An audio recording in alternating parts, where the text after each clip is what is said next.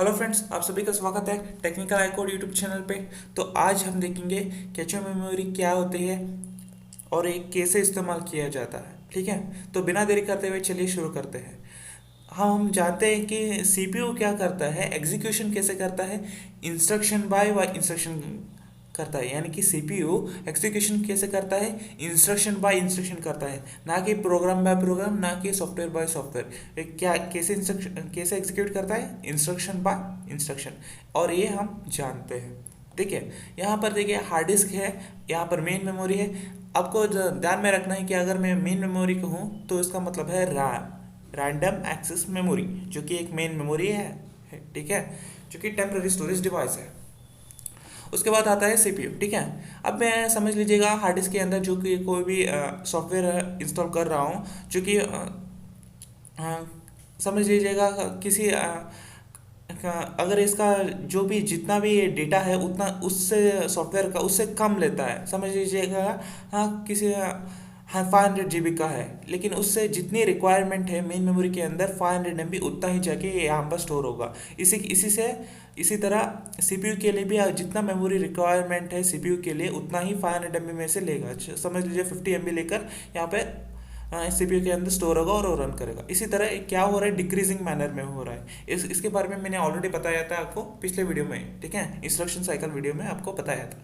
ठीक है, तो अभी मैं बात करते हैं कि कैचे मेमोरी क्या होती है और ये कैसे काम करता है। लेकिन उससे पहले आपको जान लेना है कि हार्ड डिस्क का स्पेस स्टोरेज बहुत ज़्यादा होता है, लेकिन उससे भी कम क्या होता है कि मेन मेमोरी होता है। ठीक है, हार्ड डिस्क के कम स्टोरेज, उससे कम मेन मेमोरी स्टोरेज होती है, लेकिन इससे भी कम सीपीयू स्टोरेज होती है। इसलिए तो जितना बस स्टोरेज है उससे तो कम 500 MB ले रहा है, 500 GB से लेके 500 MB ले रहा है, और 500 MB से 50 MB समथिंग ले रहा है। क्योंकि क्या हो रहा है, डिक्रीजिंग मैनर में हो रहा है। जितना हमें ज़रूरत की नेसेसरी डेटा है उतना ही हम ले रहे हैं। जो कि हमने जो भी सॉफ्टवेयर इंस्टॉल किया है हार्ड डिस्क के अंदर, जितना वो डेटा कंज्यूम करता है हार्ड डिस्क के अंदर, उससे जितना हमें रिक्वायरमेंट है मेन मेमोरी के लिए उतना ही हम ले रहे हैं। उससे कम सीपीयू के लिए जितना रिक्वायरमेंट है उतना ही ले रहे हैं। यानी कि 500 से सीधा 50 पे आ जाएगा। ये क्या हो रहा है, डिक्रीजिंग मैनर में हो रहा है। ठीक है, तो अब आते हैं कि क्या कैचे मेमोरी पे। तो हमने ये जान लिया कि क्या होता है कि हार्ड डिस्क यहाँ पर बहुत ज़्यादा स्टोरेज कंज्यूम करता है। उसके बाद कम स्टोरेज कम कंज्यूम करता है, उससे कम मेन मेमोरी, उससे भी कम सीपीयू क्या होता है, कम स्टोरेज कंज्यूम करता है। अब मुझे क्या करना है कि अब एक इंस्ट्रक्शंस को क्या करना है, एक सॉफ्टवेयर को क्या करना है, एग्जीक्यूट करना है। मैंने आपको बताया था कि एक एक प्रोग्राम के अंदर, एक सॉफ्टवेयर के अंदर बहुत सारे प्रोग्राम्स होते हैं और एक प्रोग्राम के अंदर बहुत सारे इंस्ट्रक्शंस होते हैं। और एक क्या करता है सीपीयू, क्या करता है, इंस्ट्रक्शन बाय इंस्ट्रक्शन एग्जीक्यूट करता है। ठीक है, प्रोग्राम वाइज में नहीं, सॉफ्टवेयर वाइज में नहीं, इंस्ट्रक्शन बाय इंस्ट्रक्शन। समझ लीजिएगा एक सॉफ्टवेयर के अंदर 10 प्रोग्राम्स है और एक प्रोग्राम के अंदर 10 इंस्ट्रक्शंस है। ठीक है, तो टोटल कितने इंस्ट्रक्शंस हुए, 10 प्रोग्राम के टोटल 100 क्या हुए, इंस्ट्रक्शंस हुए। तो जब एक 100 इंस्ट्रक्शंस का सीपीयू एग्जीक्यूट कर लेगा तब एक सॉफ्टवेयर एग्जीक्यूट कंप्लीट हो जाएगा। ठीक है, उम्मीद है आप समझ रहे हैं। तो अब क्या करेगा, एक इंस्ट्रक्शन क्या कर रहा है कि यहाँ पर एक इंस्ट्रक्शन यहाँ से लेके मेन मेमोरी तक को पास करेगा। क्या करेगा, हार्ड डिस्क के लेके मेन मेमोरी तक को पास करेगा, और क्या करेगा, मेन मेमोरी से सीपीयू को पास करेगा, वही इंस्ट्रक्शन, फर्स्ट इंस्ट्रक्शन। अब क्या करेगा, सीपीयू फर्स्ट इंस्ट्रक्शन को एग्जीक्यूट करेगा। ठीक है, अब दूसरा इंस्ट्रक्शन आता है। ठीक है, दूसरा इंस्ट्रक्शन हार्ड डिस्क का मेन मेमोरी को सेंड करेगा, मेन मेमोरी सीपीयू को सेंड करेगा। तो क्या करेगा, सीपीयू सेकंड इंस्ट्रक्शन एग्जीक्यूट करेगा। ठीक है, अब क्या करता है अब क्या करता है, सीपीयू को एक फर्स्ट इंस्ट्रक्शन को ही एग्जीक्यूट करना है। तो क्या करता है, हार्ड डिस्क क्या करता है, हार्ड डिस्क फर्स्ट इंस्ट्रक्शंस को यहाँ पर फिर से सीपीयू फर्स्ट इंस्ट्रक्शंस को हार्ड डिस्क से नहीं लेता है, मेन मेमोरी से ही लेता है। क्योंकि जब फर्स्ट इंस्ट्रक्शन यहाँ से लेके यहाँ तक भेजा गया था मेन मेमोरी के अंदर, तो मेन मेमोरी के अंदर वो ऑलरेडी सेव हो चुका होता है, बस यहाँ से लेके यहाँ तक वो कॉपी कर रहा होता है। ठीक है, जब फर्स्ट इंस्ट्रक्शन भेजा हुआ था मेन मेमोरी के अंदर तब वो सीपीयू ने एग्जीक्यूट किया था। सेकंड इंस्ट्रक्शन से भी मेन मेमोरी को अंदर भेजा होता तब सीपीयू ने भी एग्जीक्यूट किया था। तब जब दोबारा सीपीयू को फर्स्ट इंस्ट्रक्शन को एग्जीक्यूट करना है तो फिर से हार्ड डिस्क के अंदर ढूंढने नहीं लग जाएगा सीपीयू। ठीक है, वो डायरेक्ट मेन मेमोरी से ही लेगा। ठीक है, क्योंकि यहाँ पर पहले से ही फर्स्ट इंस्ट्रक्शन कॉपीड है, तो इसलिए ये मेन मेमोरी से लेगा और वो एग्जीक्यूट करेगा। लेकिन प्रॉब्लम ये है इसके अंदर, जैसा कि मैंने बताया कि इसके हार्ड स्टोरेज बहुत ज़्यादा है कंपेयर टू इससे, और इसके हार्ड बहुत ज़्यादा है कंपेयर टू सीपीयू, ठीक है। लेकिन सीपीयू का क्या होता है, स्टोरेज बहुत ज़्यादा कम है compare to RAM, and RAM का यानी कि मेन मेमोरी का स्टोरेज कम है कंपेयर टू हार्ड डिस्क। लेकिन यहाँ पर प्रॉब्लम ये आती है क्योंकि हार्ड डिस्क का जो कि परफॉर्मेंस है, जो कि स्पीड का परफॉर्मेंस है, बहुत ज़्यादा स्लो है, और उससे भी लेकिन इससे स्पीड थोड़ी सी स्पीड है मेन मेमोरी, ठीक है। इस स्पीड इससे हार्ड डिस्क से भी स्पीड परफॉर्मेंस क्या है, मेन मेमोरी है, यानी कि रैम है। रैम से भी बहुत ज़्यादा स्पीड यानी कि हाई स्पीड कह सकते हैं, उससे वो स्पीड कौन सी है, सीपीयू है, ठीक है। सीपीयू से बहुत ज़्यादा स्पीड में परफॉर्म करती है एक्शंस को, तो सीपीयू बहुत ज़्यादा स्पीड है, उससे कम रैम है, और उससे भी कम स्पीड परफॉर्मेंस है हार्ड डिस्क की, ठीक है। तो अभी क्या कर रही हैं कि सीपीयू तो टेरिबली और हाई स्पीड है, तो इसको कंपैरेटिवली मैच करने के लिए हमें एक और स्टोरेज लगाना होगा जिसका नाम है कैचे मेमोरी, ठीक है। या कहाँ पर लगाना होगा, किस लिए लगाना होगा, पहले बात तो क्योंकि सीपीयू का स्पीड बहुत ज़्यादा है कंपेयर टू मेन मेमोरी, तो क्या करना होगा, सीपीयू और मेन मेमोरी का जो स्पीड है वो बैलेंस करने के लिए हमें एक और मेमोरी लेते हैं बीच में, उसका नाम है कैचे मेमोरी। ये देखिए मैंने यहाँ पर बीच में कैचे मेमोरी लगा दिया है, ठीक है। ये क्या है कैचे मेमोरी, कैचे मेमोरी एक very small amount of fast memory है, जो कि बहुत ज़्यादा कम स्टोरेज है इसके अंदर, जो कि बहुत ज़्यादा फास्ट मेमोरी है, ठीक है।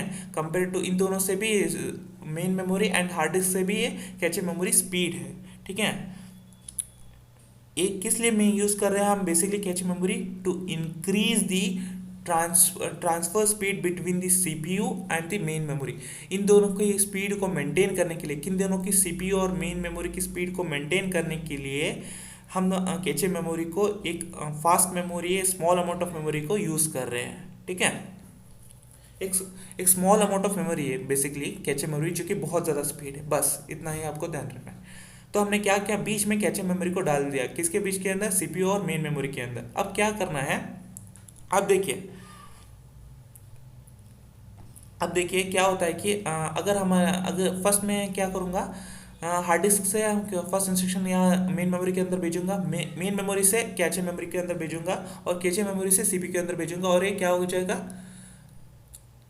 एग्जीक्यूट कर देगा। इसी तरह सेकंड इंस्ट्रक्शन को भी हार्ड डिस्क से मेन मेमोरी के अंदर भेजूंगा, मेन मेमोरी से कैचे मेमोरी के अंदर भेजूंगा, कैचे मेमोरी से सीपीयू तक भेज दूंगा, और ये क्या करेगा, सीपीयू एग्जीक्यूट कर देगा, सही है। तो उसके बाद हमें क्या करना है, सीपीयू को फिर से फर्स्ट इंस्ट्रक्शन को एग्जीक्यूट करना है। तो अब मैंने पहली बार बताया कि जब कैचे मेमोरी नहीं लगाए थे तब हार्ड डिस्क नहीं लेगा, मेन मेमोरी से लेगा, क्योंकि मेन मेमोरी के अंदर पहले से ही first instruction and second instruction already save है। हमें सीपीयू के लिए फर्स्ट इंस्ट्रक्शन अभी क्या करना है, एग्जीक्यूट करना है फिर से, इसलिए हम मेन मेमोरी से हम लेते थे जब कैचे मेमोरी नहीं था। लेकिन अब कैचे मेमोरी भी है, जाहिर सी बात है इसके अंदर भी जब हम दोनों इंस्ट्रक्शंस को हम एग्जीक्यूट कर चुके हैं, तो ऑब्वियसली बात है फर्स्ट एंड सेकंड दोनों इंस्ट्रक्शन भी इसके अंदर भी सेव है, ठीक है।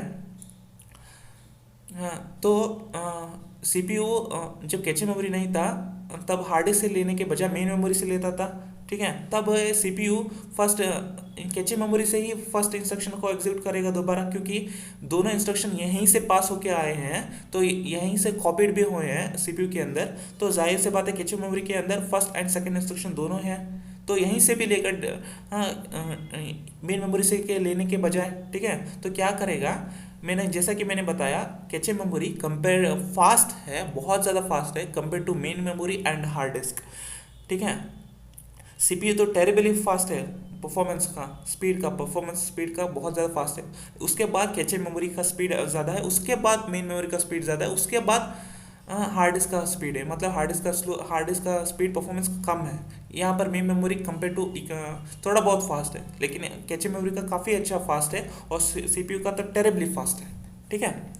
तो सीपीयू मेन मेमोरी से के लेने के बजाय फर्स्ट इंस्ट्रक्शन या फिर हार्ड डिस्क के लेने के बजाय कैचे मेमोरी से लेगा, क्योंकि जब पास होके आए थे first and second instruction CPU के अंदर एग्जीक्यूट हुए थे, तो जाहिर सी बात है कैचे मेमोरी के अंदर फर्स्ट इंस्ट्रक्शन ऑलरेडी है, तो यहीं से लेगा। तो क्या हो रहा है, यहीं से फास्ट ट्रांजेक्शन हो रहा है। समझ आ रही है बात। हम मेन मेमोरी से ले रहे हैं तो क्या होता है कि हमें पता है कि main memory compare to cache memory थोड़ा सा स्लो है, ठीक है।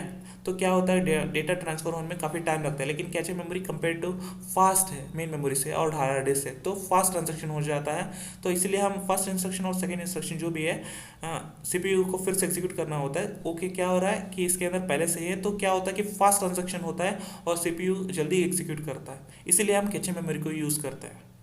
तो कैचे मेमोरी क्या है, एक small amount of fast memory है, और ये किस लिए यूज़ किया जाता है, to increase the speed between CPU and main memory, ठीक है। कैचे मेमोरी किस लिए यूज़ किया जाता है, to increase the speed between CPU and main memory. जो भी हम इंस्ट्रक्शन पास होके आते हैं, जो जब सीपीयू में एग्जीक्यूट करता है, जब सीपीयू दोबारा उन इंस्ट्रक्शंस को मांगता है, तब वो हार्ड डिस्क या फिर मेन मेमोरी में सर्च नहीं किया होता है, करता है, क्योंकि पहले से ही जो इंस्ट्रक्शन पास होके आता है वो कैचे मेमोरी के अंदर ऑलरेडी स्टोर होते हैं, इसलिए डायरेक्ट सीपीयू कैचे मेमोरी से ही वो इंस्ट्रक्शंस को लेता है ताकि फास्ट ट्रांजैक्शंस हो, ठीक है। यहाँ से अगर मेन मेमोरी से ले जाएं तो थोड़ा सा स्लो, थोड़ा सा क्या पड़ता है, टाइम लगता है, और हार्ड डिस्क से तो और ज़्यादा टाइम लगता है, इसलिए बेटर है कैचे मेमोरी से ही हो लेता है, ना कि मेन मेमोरी से। आई बात समझ में। तो इसके लिए मैं आपको एक अच्छा सा एग्जांपल दे देता हूँ। समझ लीजिए अगर आपके क्लास के अंदर है, तो आपके टीचर जब क्लास में एंटर करते हैं तो वो क्या करते हैं, वो चौक बोल के आती है, तो आपको क्या करते हैं, चौक लेके आओ। तो आप क्या करते हैं, ऑफिस में जाके देखते हैं, ठीक है। ऑफिस में जाके देखते हैं वहाँ पर चौक है नहीं, तो अब क्या करते हैं, तो अब आप स्टाफ ऑफिस के एक और ऑफिस है जो कि स्टाफ ऑफिस है, उस ऑफिस के अंदर चौक का बॉक्स होता है, ठीक है। उस चौक का बॉक्स को आप ऑफिस में रखते हैं और उस ऑफिस के अंदर कुछ चॉक्स लेके आपके क्लासरूम में आके टीचर को देते हैं। जब दोबारा कोई और टीचर आता है या फिर वही टीचर आते हैं नेक्स्ट पीरियड के अंदर, तो वो फिर से चौक बोल के आती है, तब वो आपको बोलती है चौक बोले क्या हो, तो आप क्या फिर से उस स्टाफ को जाएंगे, स्टाफ ऑफिस को जाएंगे चौक लेने को, एक और बॉक्स को नहीं, क्योंकि आपको ऑफिस तो पास में ही है, जो कि ऑफिस उसके अंदर एक बॉक्स लेके रखे थे, तो उस बॉक्स के अंदर जो भी चौक है उसको लेके आप आ जाएंगे क्लास के अंदर। तो क्या हुआ, डिस्टेंस कम हुआ कि नहीं, और फास्ट स्पीड भी कम हुआ, स्पीड भी ज़्यादा है, ठीक है। मतलब कम टाइम लगेगा, और जो भी परफॉर्मेंस है, जो एक्ट है, जो कि फास्ट परफॉर्म होता है, तो इसलिए हम यूज़ करते हैं कैचे मेमोरी, जो कि फास्ट ट्रांसफर के लिए हम यूज़ करते हैं in between CPU and main memory. मुझे उम्मीद है कैचे मेमोरी क्या है और ये कैसे काम करता है, ये सब कुछ आपको समझ आ चुका होगा। अगर कुछ भी डाउट हो तो कमेंट सेक्शन आप ही के लिए खुला है, तो कमेंट कर दीजिएगा, मैं रिप्लाई जरूर कर दूंगा। वीडियो को लाइक एंड चैनल को सब्सक्राइब एंड बेल आइकन जरूर कर देना। मिलते हैं अगले वीडियो में, till then take care, bye bye.